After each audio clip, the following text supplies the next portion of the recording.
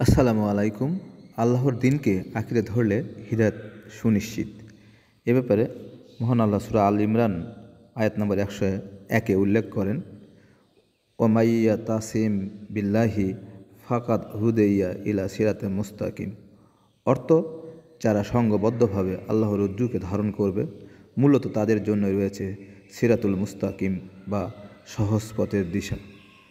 প্রিয় মুসলমান ভাই ও বোনেরা, আমরা যদি আল্লাহর দিনকে আঁকড়ে ধরি তাহলে অবশ্যই আমাদের জন্য হেদায়েত সুনিশ্চিত হবে। আল্লাহর দিন ব্যতীত যদি অন্য কোনো কিছু ছোটাছুটি করি তাহলে আমরা আল্লাহর হেদায়েত প্রাপ্ত হতে পারবো না, আল্লাহর হেদায়েত প্রাপ্ত বান্দার অন্তর্ভুক্ত হতে পারবো না। তাই আমরা আল্লাহর দিনকে আঁকড়ে ধরে রাখার চেষ্টা করব। তার মানে আল্লাহর নির্দেশিত পথ অনুসরণ করে আমরা চলার চেষ্টা করব। আল্লাহ আমাদেরকে সবাইকে আল্লাহর দিনকে আঁকড়ে ধরার তৌফিক দান করুক। আমিন।